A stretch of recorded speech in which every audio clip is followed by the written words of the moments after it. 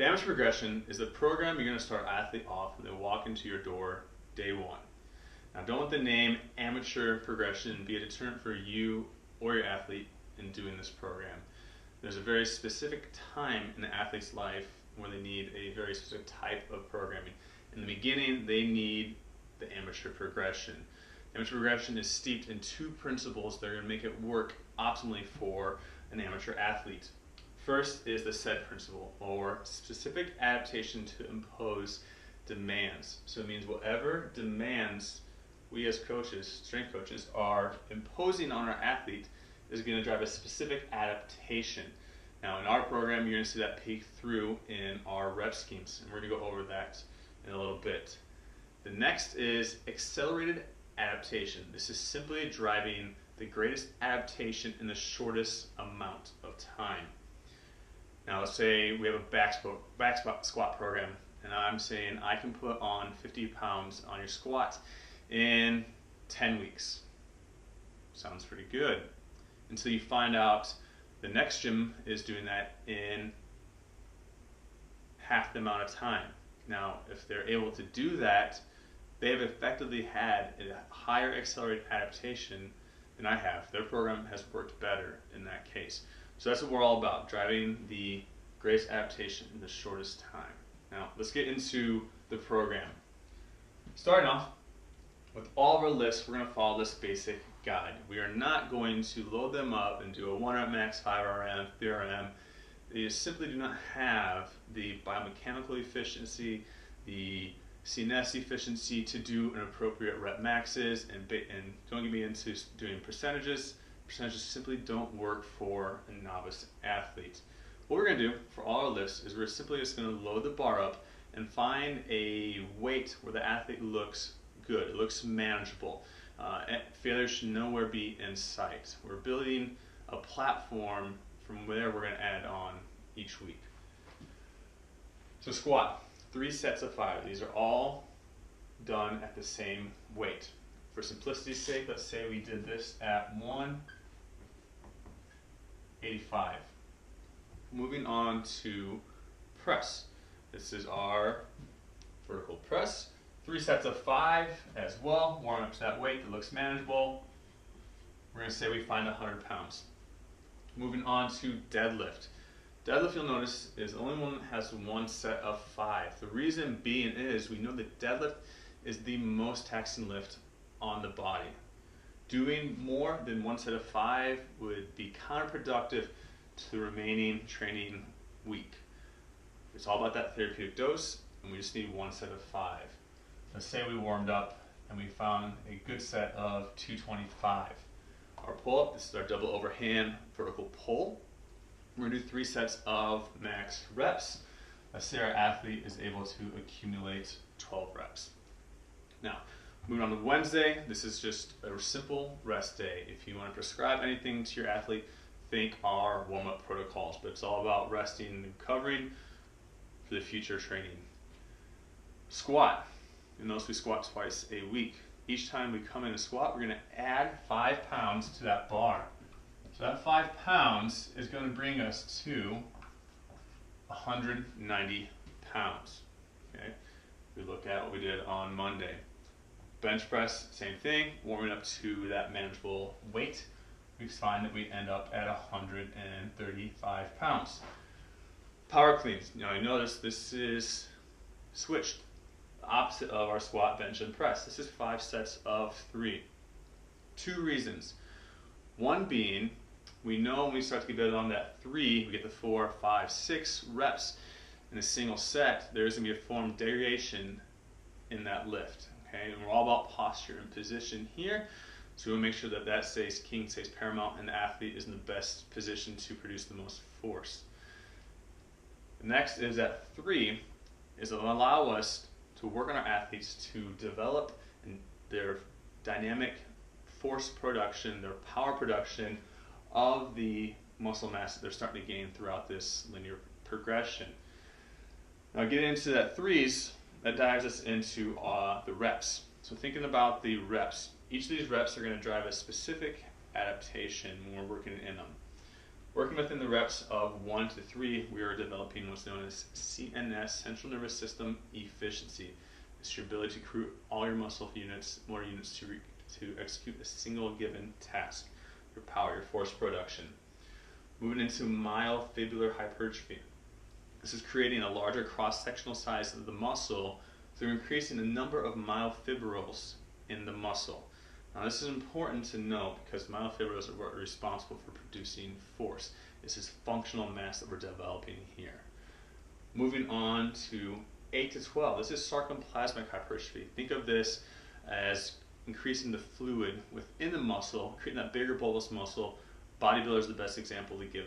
Okay, they have made a larger muscle, but they have not created a more functional muscle. In our case, what we're looking for is force production. So, and then 8 to 12 is muscular endurance. Now I notice 1 to 3s and 4 to 7s. These two specific adaptations are going to be driven through these weights throughout this whole amateur life cycle. These things are all being developed concurrently with each other. And then one other thing that's important to know on this is you cannot simply just put a barbell on your back and do 3 squats and said that you worked your CNS. Okay, this is load dependent. This needs to be a true 3, meaning you could not have done a 4th rep. These are true rep maxes to drive these specific adaptations, and we're working our way towards that as our amateur life progresses on. So coming back to Friday, we warmed up. We found out that our athlete was able to find 155 pounds. Going back to our vertical pulls, we're going to change the grip. We're going to go chin up. And we're going to say we got 14 reps on that. Winding back, let's go ahead and go through week number 2. Lifts are going to stay the same. What was going to change is the load.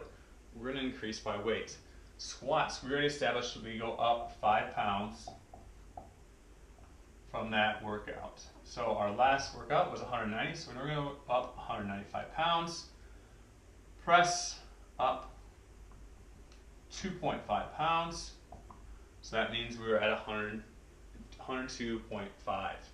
Moving on to deadlifts. We're going to go up plus 10 pounds, bringing us to 235 pounds. Pull-ups, we're always aiming for at least plus 1 in total volume. So meaning, ideally, for this to be considered a success, we're aiming for just 13. We got one more.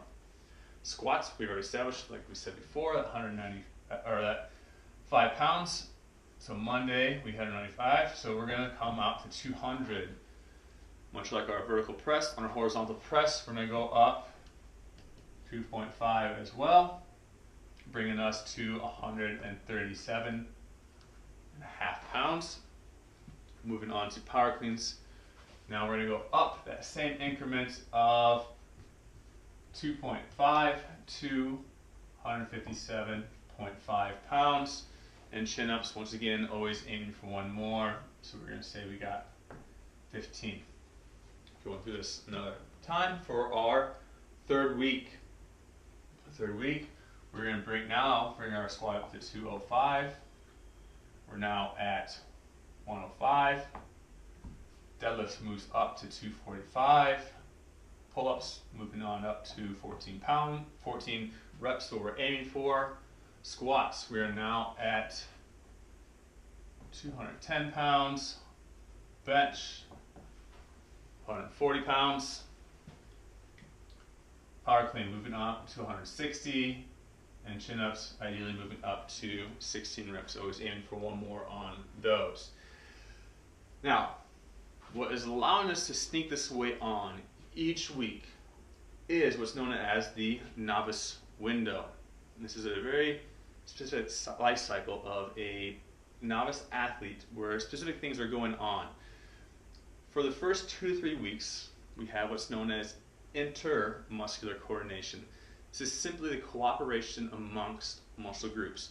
Biceps are working in conjunction with the triceps.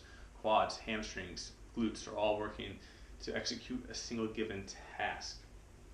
Next is intramuscular coordination. This is happening for the next 4 to 6 weeks. This is simply working on force production. the ability to recruit your motor unions to execute a given task. Next, for another 6 to 12 weeks is going to be known as called hypertrophy. And we've already established the specific hypertrophy that we're driving is myofibrillar hypertrophy, creating that larger muscle. And eventually, stagnation will happen. As we just alluded to, stagnation is imminent. A tree cannot grow to the sky. Eventually, we're going to be unsuccessful in completing one of our lifts. Let's use the squat for example. Squat, fast forward 10 weeks, 10 pounds per week, puts us 100 pounds heavier. Let's say we're at 310. We're at 310 pounds on Monday. We're going to come in. This is eventually going to happen. First set, athlete gets it. Second set, we get 4, and then we get a 3. So we have failed to accrue our total 15 reps that we're after. This could be for a number of different reasons. Reason 1, maybe simply the athlete just didn't rest long enough in between sets. Before this, the weight wasn't too heavy for them. They got away with 90 seconds rest. Okay, now we're going to increase it to 2.5, 3 minutes rest. See if that gives them the opportunity to succeed. Next could be lifestyle. They got poor sleep, finals week, think of other problems. Who knows what's going on in their life? That could be another thing that's interfering. Next could just simply be they don't have the central nervous system efficiency to complete the given reps. Also, it could be biomechanical. They don't have the functional tissue, the muscle mass, the hypertrophy necessary to same thing, to execute that. So we look at this, the grand total reps is 9 plus 3 is 12 reps. So they were able to execute 12 reps. We were above 10 total reps. So we're going to give our athlete another shot to see if it was maybe like one of those things, a lifestyle rest. Coming in on Thursday, we're going to try that 310 again. So 310, 2 scenarios are going to happen. Scenario 1, they've seen more rest, lifestyle was the problem. They get 555, we continue to ride that wave out. The next scenario is going to happen is they're going to get something maybe 3, 3, 2. Okay. Now, at this point, they have failed that lift twice. So now it's going to be time to implement our resets. But before we get to that, just one great thing about this program is now we have started to hit those true 3s and 2s. As we talked about earlier, load dictates the adaptation that's going to be driving. So now they are hitting a true 3, a true 3, a true 2. Now we're starting working that CNS efficiency with our squats. But like I said, this is the second time they failed, so now we need to reset that weight. So what we're